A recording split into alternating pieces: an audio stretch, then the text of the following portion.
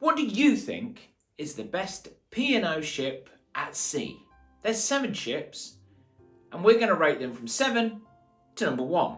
But it's not my opinion, it's your opinion and the opinion of the fellow passengers. Cruise Critic and Tripadvisor have plenty of reviews and they mark them out of 5. I've combined those 2 scores to give them a mark out of 10 to see which one is the worst and which one is the best. I'm Tom from Cruising with the 4Bs, and let's begin at a quite surprising number 7. Number 7 is the flagship, the newest ship. It is Arvia. Arvia headed to sea for its maiden in December 2022. It spends summertime out of Southampton, heading to the Mediterranean for 2-week cruises. 2-week cruises are the order of the day in the wintertime, but they head out of Barbados and head around the Caribbean. It has a capacity of just over 5,000, and it has lots of new features that don't feature on other P&O ships. For example, high ropes, golf, loads on offer. We have plenty of videos on board because we spent 2 weeks last May, so check them out on the channel. But it only gets a 6.1 out of 10. It is rated the worst P&O ship. And why? Well, first of all, we'll start on some good points. What do you like about Arvia? And I totally agree, the cabins. We really liked the cabin that we were in. And P&O, on their newer ships, Iona and Arvia, do some great cabins. They're really functional. They like the drinks prices. They tended to like the entertainment on board. Although it didn't get massive scores, people enjoyed the entertainment. They enjoyed the food that wasn't the buffet and the MDR. The Keys always scored well. The Epicurean, Sindhu, they are the speciality restaurants on board. Green & Co, which we absolutely loved, gets a mention a lot in all the reviews. And the Beach House as well, which is only a small upcharge, but we generally enjoy the Beach House. But what things were mentioned which were not so good? Firstly, the MDR and the buffet, I totally agree with that. The buffet is like variations of roasts every night. There really isn't any thought to it. And especially when you're in the Caribbean, why is there not some lovely Caribbean food, some jerk chicken, etc.?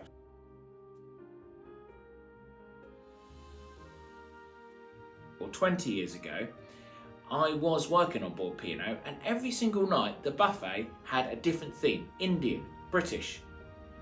Now, I know that there's more on offer now on the P&O ships, but there's no reason why the buffet couldn't have those nights again. Just have a bit more thought into the buffet, a bit more exciting, because they really do not compare to, let's say, Royal Caribbean and the MSC buffet, and the MSC is probably on the same price equivalent.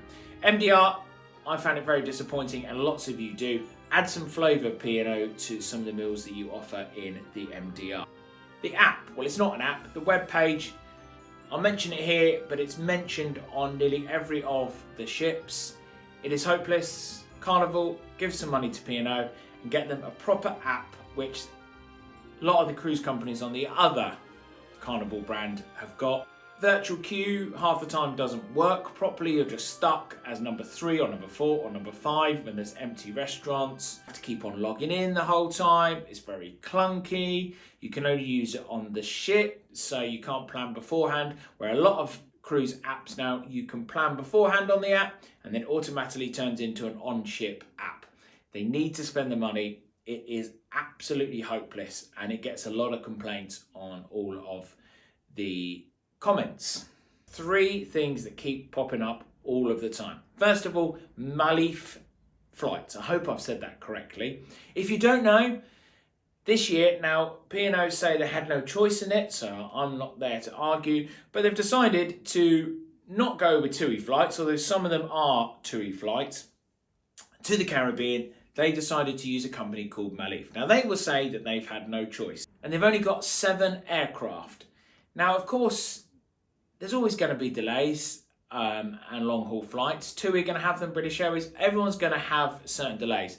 But they have encountered so many problems.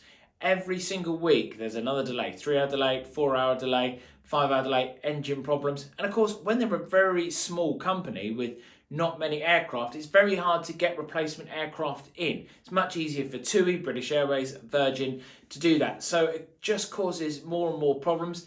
The aircrafts are old, the aircrafts have got no entertainment on board, and there is no premium economy. It's just economy throughout. So obviously people that booked premium economy got these cancelled. There is endless complaints. There is now videos on YouTube where people are filming all the problems they've had on board. A lot of times they're complaining about the fact that their flight was delayed to the next day and they didn't even get a cabin to stay in overnight.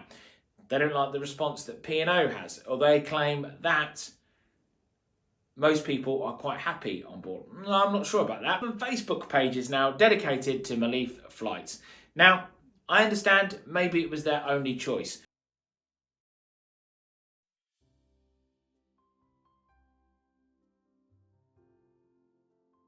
The second thing that keeps popping up all the time, sunbeds. Now, I would say, I'm not sure that P&O on Arvia could fit any more sunbeds on. Like, wow, there is just sunbeds absolutely everywhere. So I would put this problem down to the fact that people, lots of reports of getting up at 4:30. Yes, oh my, who gets up at 4:30 in the morning? Apparently people do. 5 a.m. in the morning. You want to spend the whole 2 weeks in your cabin watching videos, whatever. If you want to spend the whole week at the buffet, you do that. You cruise exactly like you want to. But if you're getting up at 4:30 to reserve a bed, and then you're going back to bed, or you're not using it for half the day, and if you're sitting on it all day, fine, sit on all day. You know, if you enjoy the sunshine. To deal with this situation, I'm not sure P&O could fit any more sunbeds. People, just be more reasonable. And if people can't be reasonable, then why don't they have dedicated teams that are out there that just are to look after the sunbeds? They literally are telling people, sorry, you haven't been on your sunbed for half an hour. I've put your belongings into this place. Have a shelf area just for people's belongings and say, I'm sorry, but we're now giving the sunbed to someone else. Someone nice and polite that can deal with people that want to hog sunbeds but don't want to sit on board. That could be a great idea. And finally, on Arvia reviews, the thing that pops up, and it only seems to be on Arvia every other review, is fellow passengers. Oh my. So everyone is complaining about each other. First of all, what pops up a lot, which is disgraceful, is people saying stuff and not treating the crew correct, which is just not on. Absolutely not on. Whether you've got a problem with P&O, and a few people have, then no need to be rude to staff. You talk to them and hopefully they will help you out. There's no cost for manners, and there should be no way that you speak any way apart from polite to fellow members of the crew. But also people are saying it's turning into a booze cruise. Butlins at sea, Butlins at sea, Butlins at sea, Butlins at sea, Butlins at sea. That's all I hear. I'm not really sure what they mean by Butlins at sea. Have they even been to Butlins? But this comment keeps coming on over and over again. Booze cruises. It seems to be the sunbed situation and the fellow passengers seem to happen a lot on the reviews from the Caribbean. Now, my thoughts on it, A, just respect each other passengers and just get on, which would help. Also, I feel that on these ships, Arvia and Iona, they are trying to attract new cruisers. But of course, old cruisers that have been going on P&O for years are also attracted to these brand new ships. And I think sometimes it does cause a little bit of aggro. People are wondering why I have to go and dress up in the restaurant. And it's a newer type of ship. It's a bit different now cruising, because it's a bit more relaxed. But other people don't understand this. So I think you're getting a little bit of clash between new cruisers, older cruisers, different types of people, and lots of people moaning about their fellow passengers. I think some of them was from a cruise with a transatlantic where there was a couple of fights and there was things going on in the jacuzzi. Ooh. So I think that reflects a lot of the reviews that I was reading. What can P&O do about it? Well, A, I think passengers should just, as I said, respect fellow passengers. Maybe they need to send out a code of conduct. Maybe that needs to be done, and you need to sign that before you get on board. with a score out of 6.4 is Arcadia. Arcadia does a variation of cruises, including the World Cruise between January and April every year. It does long cruises, short cruises, but it is an adults-only ship. It's one of 2 adult-only ships. And what do people like on board? They gave it a 6.4 over the 2 websites. Well, they like the old charm of it, a traditional cruise ship. They absolutely love this. While Iona and Arvia are your new type of cruise ship, this is an old type of cruise ship, a proper cruise ship, some of them might say. The things that keep on coming up is the cabins. They love the spaciousness of the cabin. So you say it. The massive thing is the destinations. These smaller ships can get to places that other bigger cruise ships can't get to. Bigger cruise ships now tend to go to the same places. Northern Europe, Hamburg, Zeebrugge, Norway, Olden, etc. These cruise ships, Arcadia and Aurora, head to places, they go right up into Norway to the smaller ports. They head to the Caribbean for the smaller ports. They go to ports that other ships don't. And if you've been cruising a long time, then you want to go to those newer ports. You want to go to different ports. And this is what the 2 adult-only ships do. In general, people liked the food on board. That got good reviews. And in general, they enjoyed the company of the crew and found them very professional. But what didn't they like? Once again, it's the app. We've already covered that, so won't go on. Service seems to be going downhill. So that I've found over the past year, a lot of the reviews are saying that it's not what it used to be. So these people are used to P&O for over the years, and they say there's less money and there's decline in the service on board. But a massive thing is the state of the ship. It's getting a little bit worn, it's due a refit. They need to give it some tender, loving care. Now, I'll pick up on this. We're going to be reviewing Aurora later in this video, but both ships are in for refits over the next year. But both ships are only in for refits over 2 weeks. Now I say to P&O, extend that. Really go to town. Extend the life of these 2 ships to another 5-10 years, because there is a massive market for these 2 ships. And if you give them some love, make them the best they can be, then they can last for years and years, and you can keep on going to those destinations. Perhaps P&O make it a separate kind of identity, a P&O signature, a P&O adults only. So it really, really appeals. 2 weeks, yes, it's gonna brush it up a little bit, make it a little bit smarter. A few car parks. I don't think it's gonna have any car parks. I think car pits is what I was looking to say. But if they put it into dry dock for a month, really, really make it sparkling and improve everything, improve the cabins, improve the car, etc. Do it like Queen Mary. Queen Mary was in refit for nearly 3.5 weeks, come out and it's got some rave reviews. Cruise lines like Ambassador, who are adults only, apart from a few cruises in the summer, are really capturing and taking some of the old P&O guests. Although they've had their problems, they've had some really good reviews as well. I've checked them out and they're equal or better than P&O Aurora and Arcadia are getting. So I would say people love these ships. P&O, look after them. Next up at number 5 is Iona, which gets a 6.6 out of 10. Iona spends its summer months, well, from April to late September out of Southampton, heading to Norway. It spends its winter months with a variation of Canaries cruise and Northern Europe cruise week, 2-week cruises and some Mediterranean cruises as well. So a variety throughout the winter. It is sister to Arvia. It started life in 2021, a delayed maiden due to COVID, and once again has over 5,000 capacity, has less features than Arvia. What do people like? Talking about the atrium, they love the atrium, the light that pours in. They generally like the ship, the simplicity of it. They like the cabins, a bit like Arvia. The destination, who does not like Norway and the beautiful scenery? That gets a massive thumbs up. And over a week cruise, they absolutely love the destination. They love the Food in general, once again, it is things like the Keys, which is included, the olive grove they like, and they like spending extra on the beach house, the Epicurean, and the Sindhu. The Sindhu? I can't think I'll call it Sindhu. And they think the extra cost is well worth it. Those are the things they absolutely love. Entertainment gets a thumbs up as well. What don't they like? And it's very, very similar to Arvia.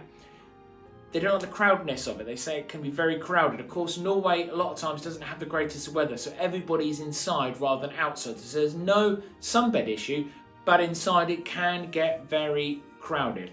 Generally, saying the standards have gone down, and there once again is complaints about fellow passengers. We've covered that in Arvia. So in general, people enjoy Iona and they give it a 6.4, but there is still improvements to be made. If you enjoyed this content, just quickly ask you, it's free of charge, press the subscribe button. We've got amazing 2024 coming up, notification and thumbs up. And from the 4Bs, it's a massive thank you. And number 4 is Britannia. Britannia is approaching 10 years old. It does a variation of cruises. It's a family-friendly cruise ship. It does week-long Norway cruises. Throughout the summer, it does 2-week Mediterranean cruises. And then in the winter, it heads to the Caribbean for 2-week Caribbean or 1-week cruises. Now, what do people like on board when they head on to Britannia? They like the Kids Club. The Kids Club gets really good reviews on Britannia. The cabins, once again, in general, destination, of course, once again, you can't go wrong with the Caribbean. And throughout the summer, it does the variations, the Northern Europes, the Norways, the Mediterranean. So it does a good variety over the summer months.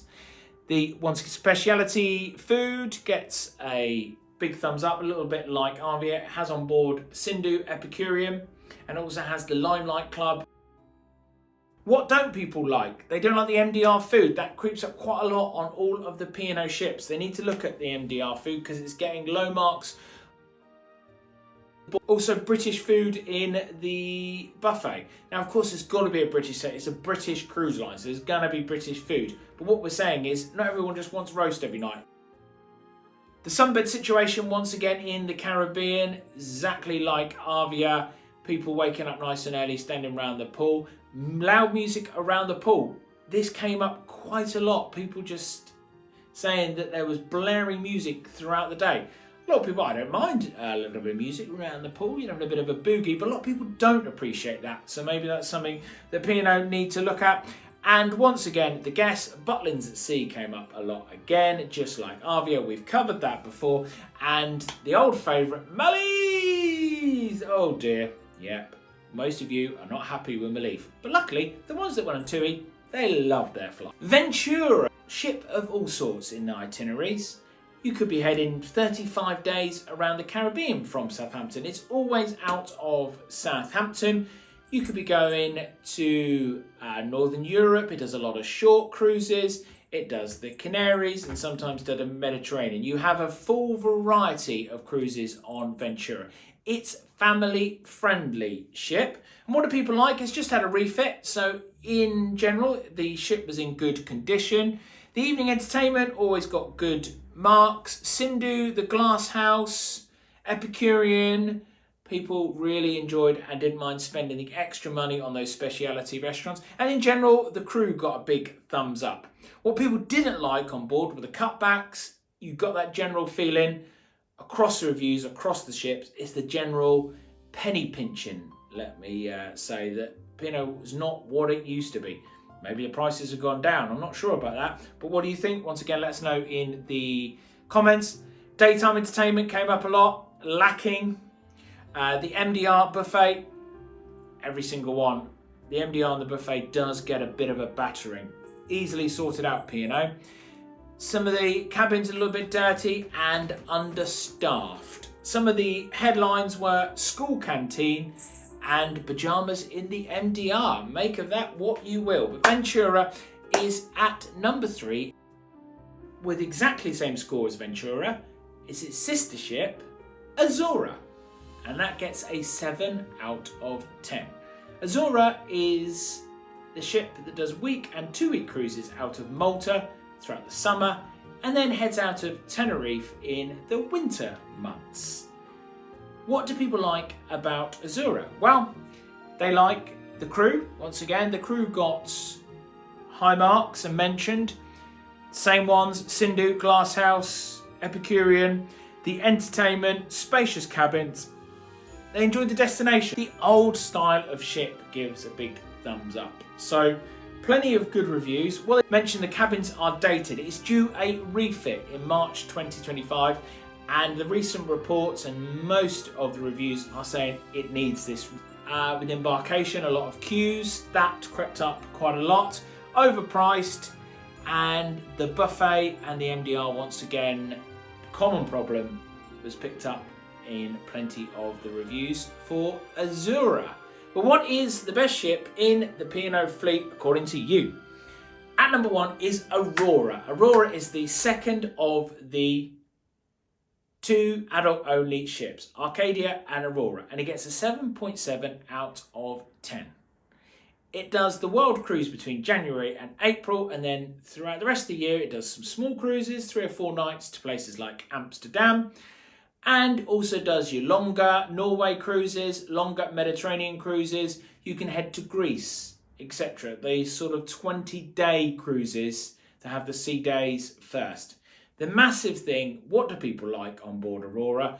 Well, it's very simple. They like that it's adults only, which is a great perk. There is Virgin, obviously, and some other cruise lines that do adults only, but this is a really big perk for people. Sometimes they're teachers, they're retired, they just want the adult only feel, which is great.